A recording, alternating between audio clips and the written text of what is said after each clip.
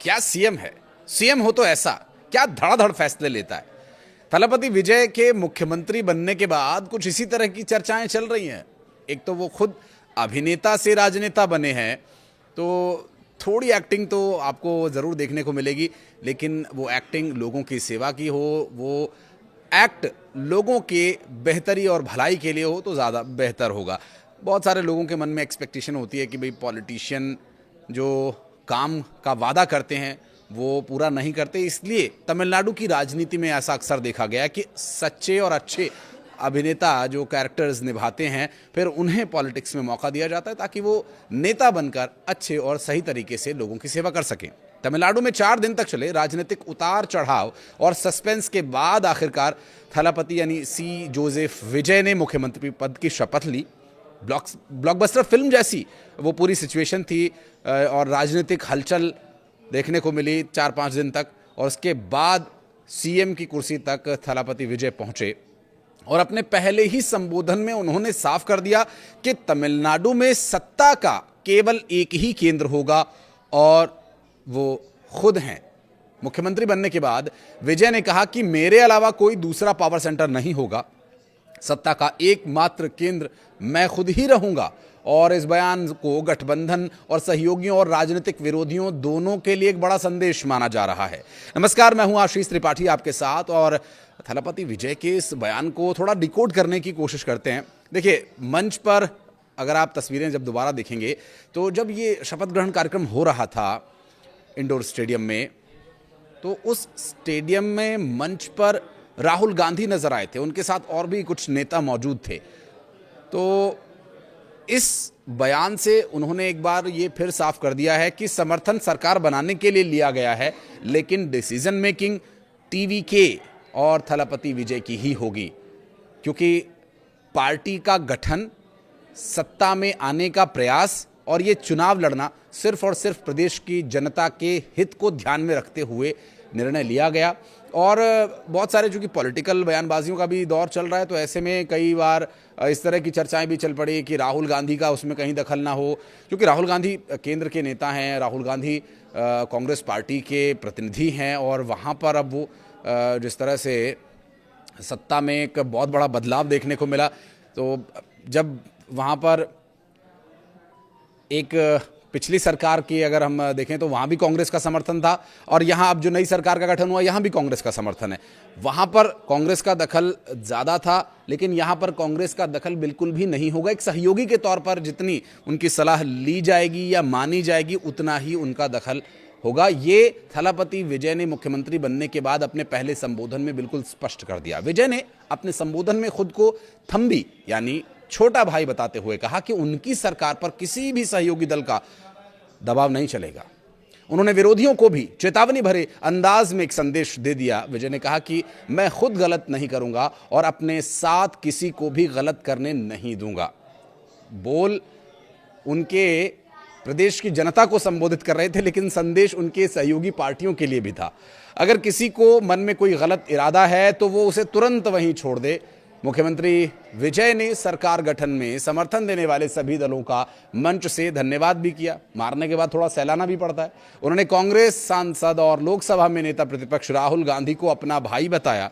विजय ने कहा कि वो कांग्रेस अध्यक्ष मल्लिकार्जुन खड़गे, मेरे भाई राहुल गांधी, केसी वेणुगोपाल, सेल्वा पेरुंथगई और प्रवीण चक्रवर्ती के आभारी हैं, क्योंकि देखिए मुख्यमंत्री की कुर्सी तक पहुंचने में जिन लोगों के नाम उन्होंने लिए, इसमें कोई शक नहीं है कि बिना इन लोगों के सहयोग के टीवी के सत्ता में शायद ना पाती। शायद थलापति विजय को मुख्यमंत्री पद पर आरूढ़ होना या काबिज होना बहुत मुश्किलों भरा होता। हालांकि अब भी कोई बहुत इजी नहीं था, तो ऐसे में ये समर्थन की आवश्यकता तो थी ही, तो धन्यवाद भी देना था। लेकिन एक बार फिर उन्होंने ये बात स्पष्ट कर दी, ये उनकी एक मजबूरी ज़रूर हो सकती है कि वो गठबंधन में सरकार बनाएं, लेकिन प्रयास उनका यही था कि फुल मेजॉरिटी में आएं और अपने तरीके से प्रदेश को चलाएं, जो जनता के हित में हो ऐसे फैसले लें।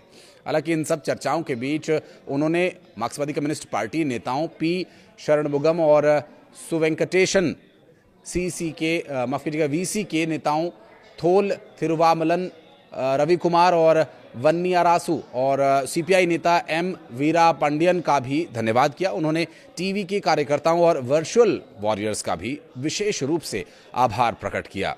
तमिलनाडु की राजनीति इस वक्त अपने एक नए दौर में प्रवेश कर चुकी है और ये बात मुख्यमंत्री विजय के संबोधन में दिखाई भी दे रही है। अपने संबोधन में थलपति विजय ने कहा कि वो एक सामान्य इंसान हैं और कोई फरिश्ता नहीं है। उन्होंने जनता से कुछ समय देने की भी अपील की है। अब चूंकि नई नई सत्ता काबिज हुई है, नई नई सत्ता का स्थापन हुआ है, तो जाहिर है, और चूंकि राजनीति का उतना अनुभव भी उनको नहीं है, तो जो डिसीजन मेकिंग होगी उसके लिए पहले थोड़ा प्रदेश की स्थिति को समझना होगा। पॉलिटिकली जो एक रस्साकशी हुई है उसको उन्हें साधना होगा, सहयोगी दलों को साथ में लेना होगा और कोई ऐसा विद्रोह की स्थिति ना बन जाए कि बाद में फिर फ्लोर टेस्ट देने के लिए फिर और दूसरे विधायकों के पास जाना पड़े। संभावनाएं देखिए सभी खुली हुई हैं, लेकिन विजय यहाँ पर फूंक फूंक कर कदम रख रहे हैं ताकि प्रदेश में पॉलिटिकली उठा पटक की बजाय प्रदेश की जनता के हित में निर्णय लिए जाए और सरकार ठीक तरीके से काम कर सके। संभावनाएं इसकी भी बहुत प्रबल है कि जनता की सेवा करने के बजाय सरकार बचाने में ज़्यादा समय थलपति विजय का जा सकता है, क्योंकि जो संदेश उन्होंने दिया वो थोड़ा सख्त संदेश है। हालांकि धन्यवाद ज्ञापित करते हुए उन्होंने थोड़ा सा उसको ओवरकम भी किया। विजय ने कहा कि मैं ऐसे वादे नहीं करूंगा जिन्हें मैं पूरा ना कर सकूं, लेकिन अब मुझे ये भरोसा है कि आप सभी के साथ मिलकर हम कुछ भी कर सकते हैं। मुझे थोड़ा समय दीजिए, मैं धीरे धीरे अपने सभी वादों को पूरा करूंगा। और जो स्वाभाविक भी है, अभी सत्ता का कोई अनुभव मुख्यमंत्री विजय को नहीं है।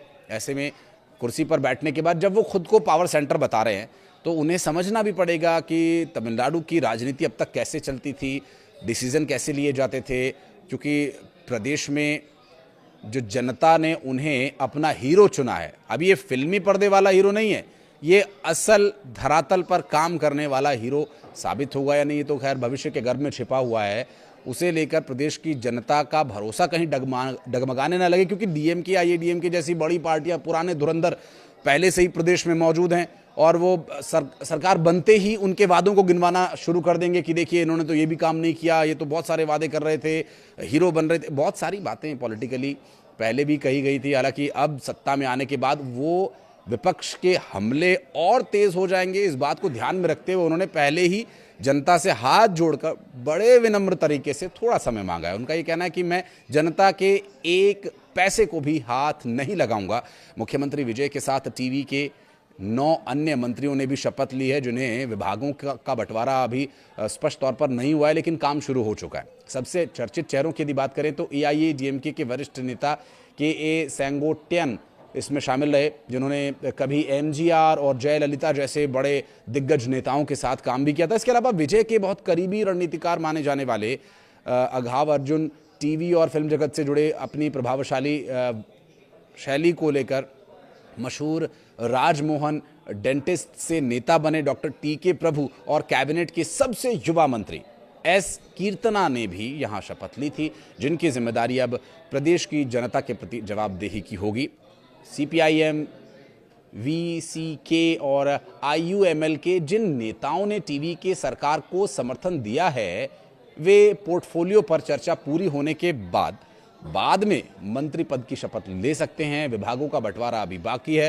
बहरहाल तमिलनाडु की राजनीति में क्या स्थिरता बन पाएगी, क्योंकि जिस तरह सरकार बनी, जिस तरह का सरकार का गठन हुआ, चुनाव के परिणाम आने के बाद कुछ समय तक एक ऊहापोह की स्थिति बनी रही।